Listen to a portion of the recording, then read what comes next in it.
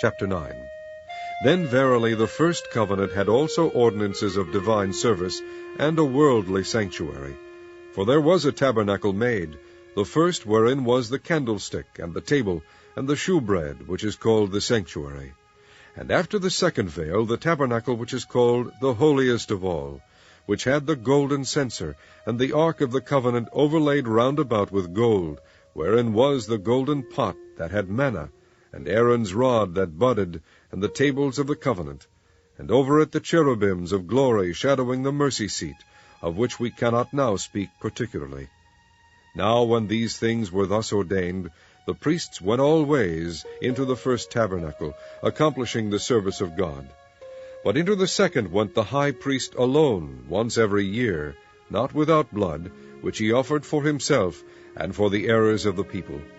The Holy Ghost this signifying, that the way into the holiest of all was not yet made manifest, while as the first tabernacle was yet standing, which was a figure for the time then present, in which were offered both gifts and sacrifices, that could not make him that did the service perfect, as pertaining to the conscience, which stood only in meats and drinks, and divers washings, and carnal ordinances imposed on them until the time of Reformation. But Christ, being come an high priest of good things to come, by a greater and more perfect tabernacle, not made with hands, that is to say, not of this building, neither by the blood of goats and calves, but by his own blood he entered in once into the holy place, having obtained eternal redemption for us.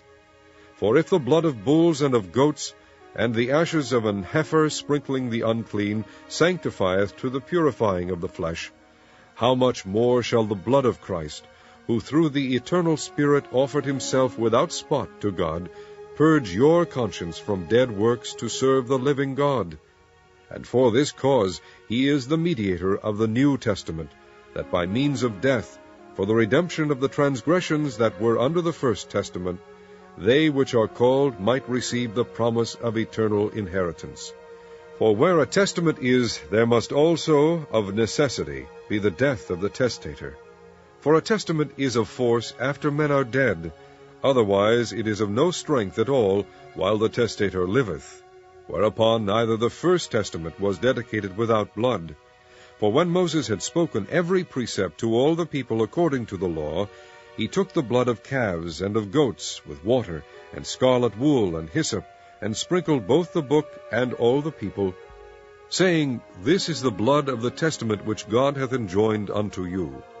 Moreover he sprinkled with blood both the tabernacle and all the vessels of the ministry.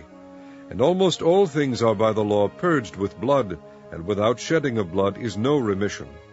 It was therefore necessary that the patterns of things in the heavens should be purified with these, but the heavenly things themselves with better sacrifices than these.